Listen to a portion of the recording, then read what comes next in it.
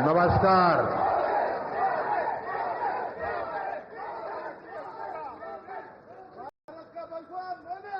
बेंगलुरु नगರದ ಆತ್ಮೀಯ ನಾಗರಿಕ ಬಂಧು ಭಗಿನಿಯರೇ, ನಿಮಗೆಲ್ಲ ನನ್ನ ನಮಸ್ಕಾರಗಳು.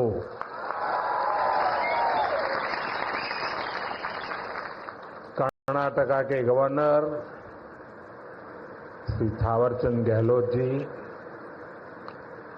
मुख्यमंत्री सिद्धरामैया जी, केंद्र में मेरे सहयोगी मनोहर लाल खट्टर जी, एचडी कुमारस्वामी जी, अश्विनी वैष्णव जी, वी सोमन्ना जी, सुश्री शोभा जी, उप मुख्यमंत्री डीके शिवकुमार जी, कर्नाटका सरकार में मंत्री वी सुरेश जी, नेता विपक्ष आर अशोक जी, सांसद तेजस्वी सूर्या जी, डॉक्टर मंजुनाथ जी, एमएलए विजेंद्र येडियुरप्पा जी और कर्नाटका के मेरे भाई और बहनों, कर्नाटका की धरती पर कदम रखते ही अपनापन सा महसूस होता है। यहाँ की संस्कृति, यहाँ के लोगों का प्यार और कन्नड़ा भाषा की मिठास दिल को छू जाती है। सबसे पहले मैं बेंगलुरु शहर की अधिष्ठात्री देवी अन्नम्मा ताई के चरणों में प्रणाम करता हूं।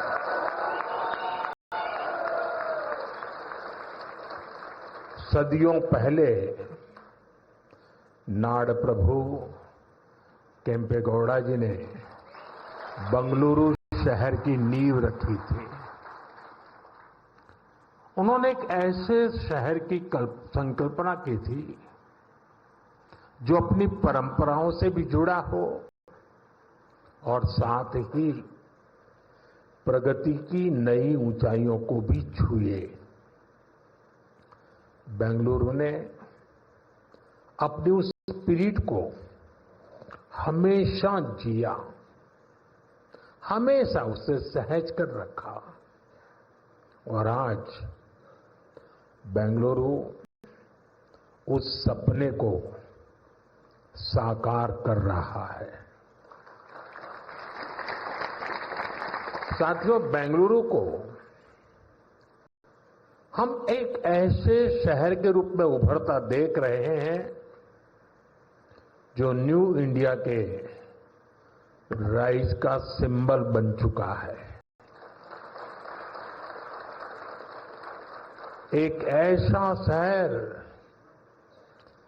जिसकी आत्मा में तत्वज्ञान है और जिसके एक्शन में टेक ज्ञान है।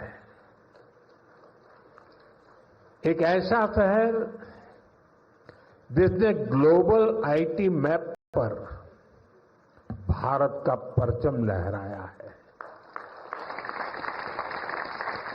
बेंगलुरु की इस सक्सेस स्टोरी के पीछे अगर कोई है तो वो यहां के लोगों की, आप सबकी मेहनत और आप सबकी टैलेंट है।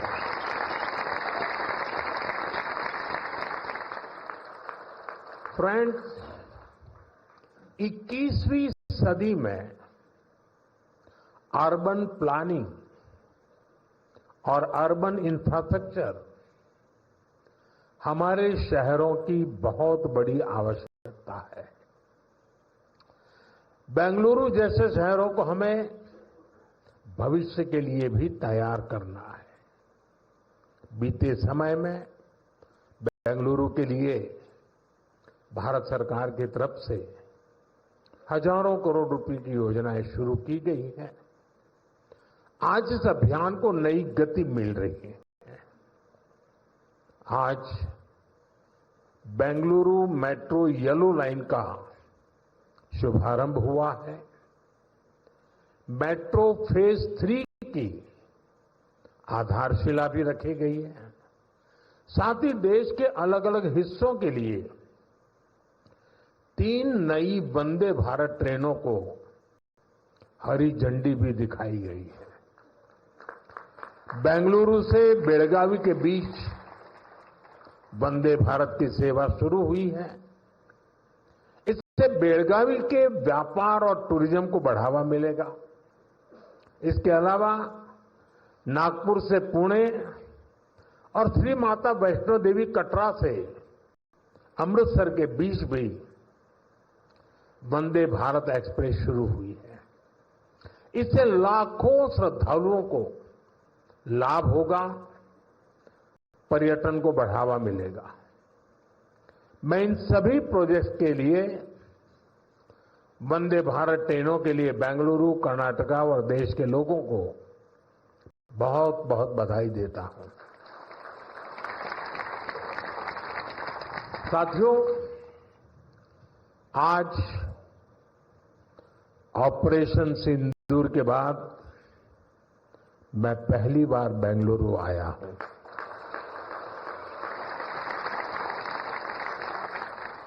ऑपरेशन सिंदूर में भारतीय सेनाओं की सफलता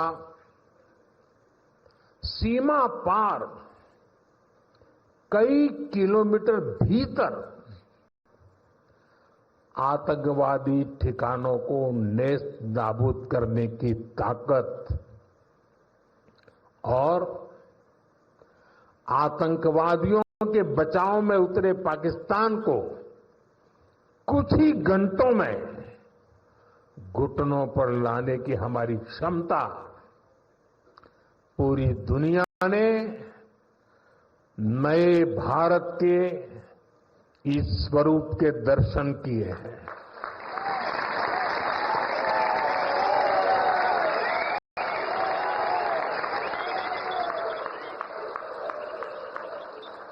ऑपरेशन सिंदूर की सफलता के पीछे बहुत बड़ी वजह हमारी टेक्नोलॉजी और डिफेंस में मेक इन इंडिया की ताकत है।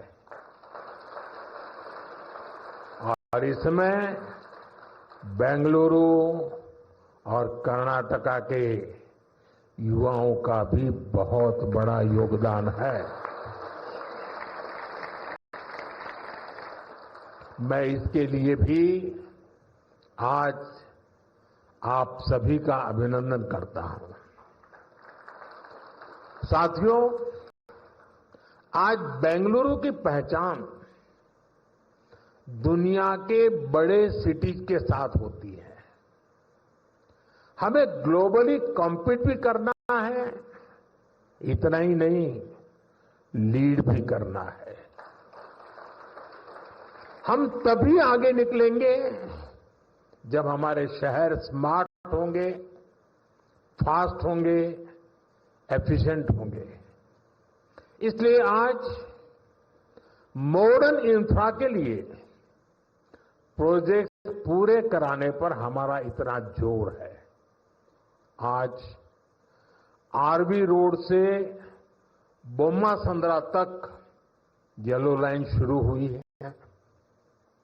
ये बेंगलुरु के कई अहम एरियाज को आपस में कनेक्ट करेगी। बसवनगुड़ी से इलेक्ट्रॉनिक सिटी तक ये सफर में भी अब सब कम समय लगेगा।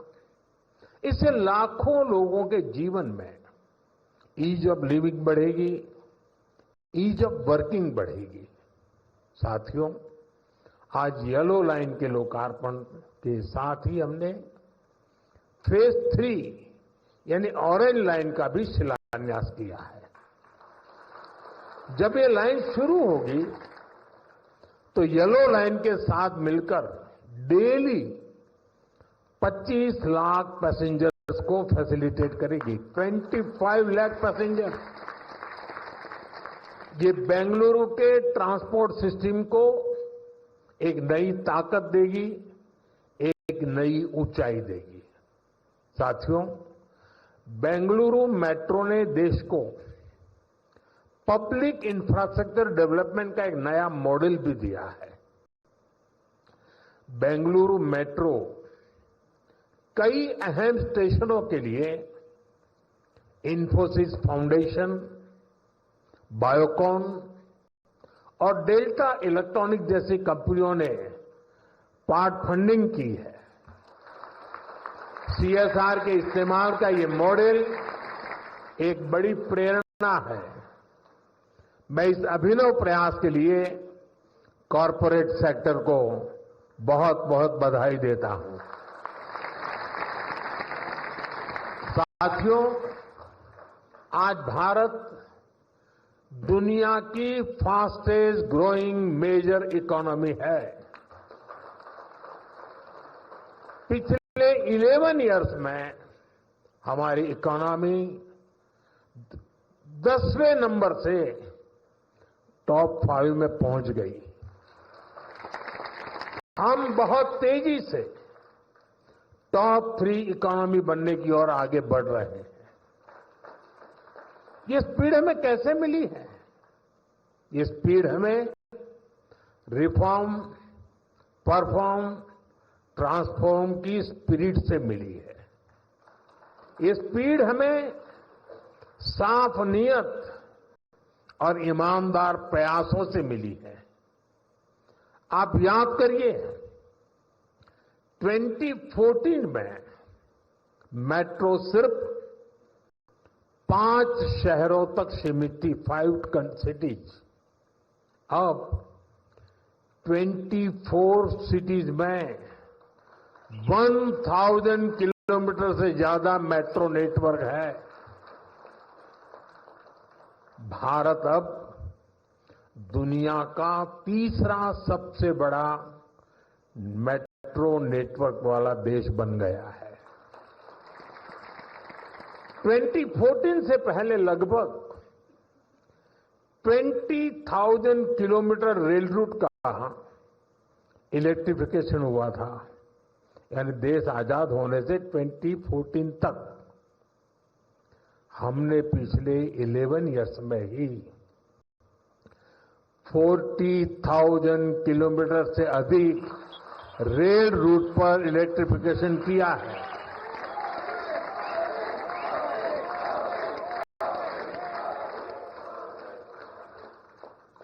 साथियों, जल, थल, नभ कुछ भी अछूता नहीं रखा है। फ्रेंड, जमीन ही नहीं, देश की उपलब्धियों का परचम आसमान में भी लहरा रहा है। 2014 तक भारत में सिर्फ 74 एयरपोर्ट थे। अब इनकी संख्या बढ़कर 160 से ज्यादा हो गई है।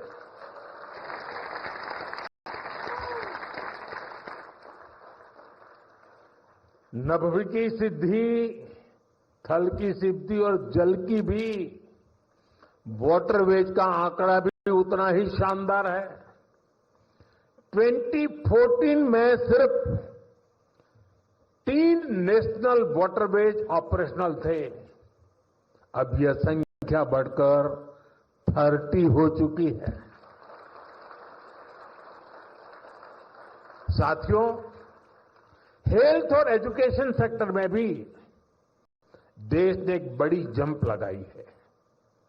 2014 तक हमारे देश में सिर्फ 7 एम्स और 387 मेडिकल कॉलेज थे। अब 22 एम्स और 704 मेडिकल कॉलेज लोगों की सेवा में जुटे हैं। बीते 11 साल में देश में मेडिकल की 1 लाख से ज्यादा नई सीटें जुड़ी है। आप कल्पना कर सकते हैं इससे हमारे मिडिल क्लास के बच्चों को कितना फायदा है। इन 11 वर्षों में आईआईटी की संख्या भी 16 से बढ़कर 23, ट्रिपल आईटी की संख्या 9 से बढ़कर 25 और आईआईएम्स की संख्या 13 से बढ़कर 21 हो चुकी है। यानी आज स्टूडेंट्स के लिए हायर एजुकेशन में ज्यादा से ज्यादा मौके बन रहे हैं। साथियों, आज देश जिस गति से आगे बढ़ रहा है, उसी गति से गरीब और वंचित का जीवन भी बदल रहा है। हमने प्रधानमंत्री आवास योजना के तहत 4 करोड़ से अधिक पक्के घर दिए हैं। अब हमारी सरकार 3 करोड़ घर और बनने जा रही है। हमने सिर्फ 11 इयर्स में 12 करोड़ से अधिक टॉयलेट्स बनाए हैं। इससे देश की करोड़ों माता बहनों को गरिमा, स्वच्छता और सुरक्षा का अधिकार मिला है। साथियों, देश आज जिस गति से विकास कर रहा है, इसके पीछे हमारी इकोनॉमिक ग्रोथ एक बड़ा फैक्टर है। आप देखिए, 2014 से पहले भारत का टोटल एक्सपोर्ट $468 बिलियन तक पहुंचा था। आज ये $824 बिलियन हो गया है। पहले हम मोबाइल इंपोर्ट करते थे, वहीं अब हम मोबाइल हैंडसेट के टॉप 5 एक्सपोर्टर बन गए हैं। और बेंगलुरु की इसमें बहुत बड़ी भूमिका भी है।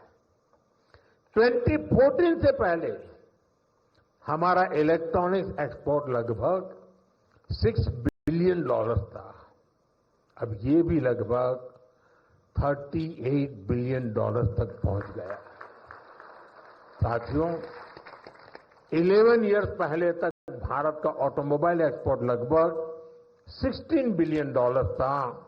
आज ये 2 गुने से अधिक हो चुका है, डबल हो चुका है। और भारत ऑटोमोबाइल का 4था सबसे बड़ा एक्सपोर्टर बन गया है। ये उपलब्धियां आत्मनिर्भर भारत के हमारे संकल्प को मजबूती देती है। हम मिलकर आगे बढ़ेंगे और देश को विकसित बनाएंगे। साथियों, विकसित भारत न्यू इंडिया की ये यात्रा डिजिटल इंडिया के साथ कदम से कदम मिलाकर पूरी होगी।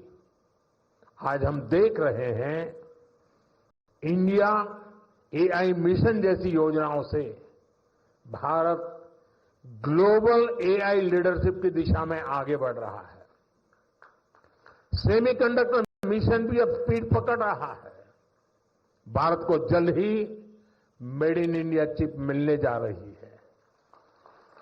आज Bharat low cost, high tech space mission का ग्लोबल उदाहरण बन गया है। यानी फ्यूचरिस्टिक टेक्नोलॉजी से जुड़ी जो भी संभावनाएं हैं, भारत उन सब में आगे बढ़ रहा है। और भारत के इस एडवांसमेंट की सबसे खास बात है एम्पावरमेंट ऑफ पुअर। आप देखिए, आज देश में डिजिटाइजेशन का दायरा गांव-गांव तक पहुंच चुका है। यूपीआई के जरिए दुनिया का 50% से ज्यादा रियल टाइम ट्रांजैक्शन भारत में हो रहा है। दुनिया का 50%। टेक्नोलॉजी की मदद से हम सरकार और नागरिकों के बीच की दूरी कम कर रहे हैं। आज देश में 2200 से ज्यादा सरकारी सेवाएं मोबाइल पर उपलब्ध है। उमंग ऐप से आम नागरिक घर बैठे सरकारी काम निपटा रहा है। डिजी लॉकर से सरकारी प्रमाण पत्रों का झंझट खत्म हुआ है। अब हम एआई पावर्ड थ्रेट डिटेक्शन जैसी टेक्नोलॉजीज में भी निवेश कर रहे हैं। हमारा प्रयास है कि देश में डिजिटल रिवॉल्यूशन का फायदा समाज के आखिरी व्यक्ति तक पहुंचे और इस प्रयास में बेंगलुरु पूरी सक्रियता से काम कर रहा है। साथियों, वर्तमान उपलब्धियों के बीच अब हमारी अगली बड़ी प्राथमिकता होनी चाहिए टेक आत्मनिर्भर भारत। इंडियन टेक कंपनियों ने पूरी दुनिया में अपनी छाप छोड़ी है। हमने पूरे वर्ल्ड के लिए सॉफ्टवेयर और प्रोडक्ट्स बनाए हैं। अब समय है हम भारत की जरूरतों को और ज्यादा प्रायोरिटी दें। हमें नए प्रोडक्ट्स डेवलप करने में और तेजी से आगे बढ़ना है। आज हर डोमेन में सॉफ्टवेयर और एप्स का इस्तेमाल हो रहा है। इसमें भारत नई ऊंचाई पर पहुंचे, ये बहुत जरूरी है। जो इमर्जिंग फील्ड्स है, हमें उनमें भी लीड लेने के लिए काम करना होगा। हमें मेक इन इंडिया में मैन्युफैक्चरिंग सेक्टर में भी बेंगलुरु और कर्नाटका की प्रेजेंस को और मजबूत करना है। और मेरा आग्रह है हमारे products zero defect, zero effect के स्टैंडर्ड पर टॉप क्वालिटी के होने चाहिए। यानी बिना डिफेक्ट वाले प्रोडक्ट हो और उन्हें बनाने का नेगेटिव इफेक्ट पर्यावरण पर भी न पड़े। मेरी अपेक्षा है कर्नाटका का टैलेंट आत्मनिर्भर भारत के इस विजन को लीड करे। साथियों, केंद्र सरकार हो या राज्य सरकार, हम सभी जनता की सेवा के लिए हैं। हमें देशवासियों की बेहतरी के लिए साथ मिलकर कदम उठाने हैं। इस दिशा में एक जो सबसे जरूरी जिम्मेदारी है वो है नए रिफॉर्म्स। बीते एक दशक में हमने लगातार रिफॉर्म्स को आगे बढ़ाया है। उदाहरण के तौर पर भारत सरकार ने कानूनों को डीक्रिमिनलाइज करने के लिए जन विश्वास बिल पास किया है और अब इसका जन विश्वास 2.0 भी पारित करने जा रहे हैं। राज्य सरकारें भी ऐसे कानूनों की पहचान कर सकती हैं जिनमें अनावश्यक आपराधिक प्रावधान हैं, उन्हें खत्म किया जा सकता है। हम मिशन कर्मयोगी चला रहे हैं ताकि सरकारी कर्मचारियों को कॉम्पिटेंसी बेस्ड ट्रेनिंग दी जा सके। राज्य भी अपने अधिकारियों के लिए इस लर्निंग फ्रेमवर्क को अपना सकते हैं। हमने एस्पिरेशनल डिस्ट्रिक्ट प्रोग्राम और एस्पिरेशनल ब्लॉक प्रोग्राम पर बहुत जोर दिया है। राज्य भी इसी तरह अपने यहां ऐसे क्षेत्रों की पहचान कर सकते हैं जिन्हें विशेष ध्यान की आवश्यकता है। हमें राज्य सरकार के स्तर पर भी नए रिफॉर्म्स को लगातार पुश करना चाहिए। मुझे विश्वास है हमारे ये साझे प्रयास कर्नाटका को विकास की नई ऊंचाई पर ले जाएंगे। हम साथ मिलकर विकसित भारत के संकल्प को पूरा करेंगे। इसी भाव के साथ मैं एक बार फिर आप सभी को इन डेवलपमेंट प्रोजेक्ट की बहुत बहुत बधाई देता हूं। बहुत बहुत धन्यवाद।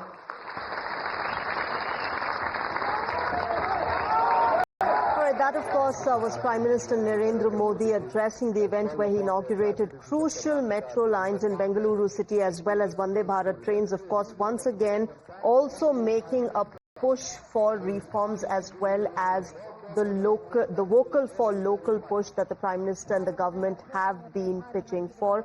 Of course, extremely crucial that the Prime Minister has reached out to the people of Karnataka with this infrastructure inauguration. You also see Chief Minister along with him. We'll keep getting you more details of the Prime Minister's visit to Karnataka. At this point, it's time for a short break.